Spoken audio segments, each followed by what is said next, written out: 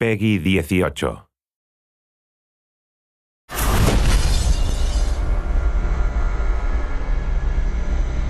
The thing we really wanted to do was give the player decisions to make, give the player choices and have some consequences to those choices. And some have lightweight or subtle consequences, and some are purely aesthetic.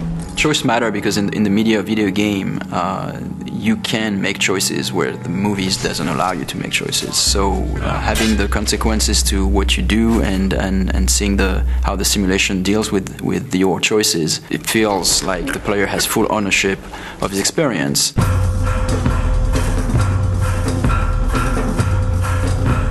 My goal is that everything that the player wants to do, he should be able to do it.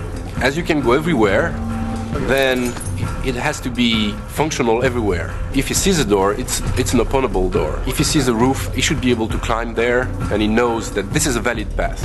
As you guide Corvo through the world, as you see this world from a first-person perspective, you can constantly approach the game with all-out violence or subtlety, like you can be very surgical in how you move into an environment and how you deal with the assassination target.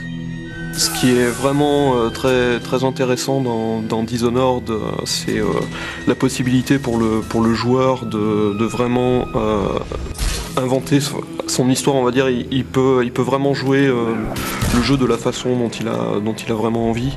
Il peut très bien jouer au jeu sans jamais tuer personne, ou alors être une bête sauvage et attaquer tout le monde, mais ça aura des conséquences dans le jeu. I feel like we might have made the first assassination game where you don't actually have to kill anybody. Donc l'IA dans Dishonored est assez particulière dans le sens où il faut qu'elle réagisse vraiment à tout ce que le joueur est capable de faire, que ce soit de par ses pouvoirs ou de ce que ce soit que le joueur peut être assez furtif par rapport aux IA. Dans Dishonored, le joueur a la possibilité donc de jouer de différentes façons, et s'il choisit la façon vraiment furtive, essayer de... There's really no reason for you to listen to me. If you ever need steady work, you come see me. Il peut écouter ce que l'IA va dire.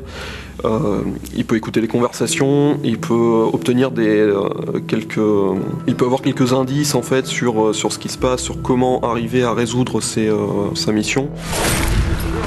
Oui, donc le joueur va pouvoir utiliser des combinaisons de pouvoirs assez variées.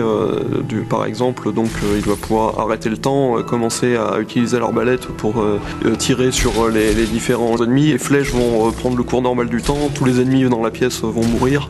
Il peut utiliser ça de façon... il peut utiliser des combinaisons complètement incroyables. Et je pense que on va être assez étonné de ce que les joueurs vont être capables de faire.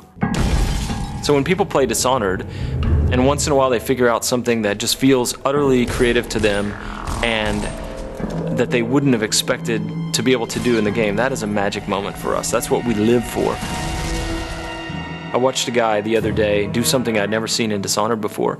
He was running away after killing off a couple of high-profile assassination targets, 2 members of parliament, and he was up high on a balcony. And the jump would have killed him because it was maybe 4 stories up, but he had the possession power. And in our game, when you possess somebody, it's not like you leave your body behind and possess them with your mind. It's a corporeal thing, so you move physically into them, and then you pilot them around.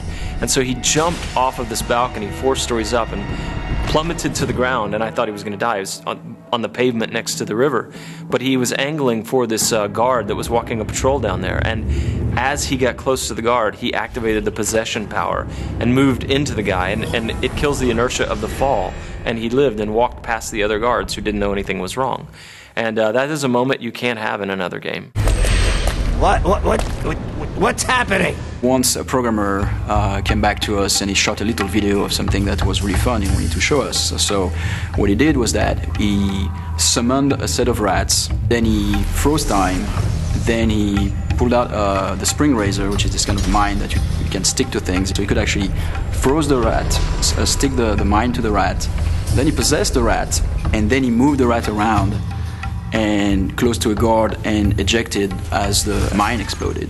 I think what is special to Dishonored is that the moment-to-moment emotion is great.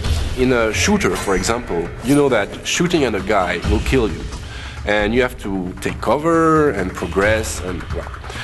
But in Dishonored, you can combine things in a way that even the result can be unpredictable. For us, the thing that is a thrill is whenever we are surprised by the game. We see that for the first time, like a character responding to something, all those powers will chain together, and still the simulation works.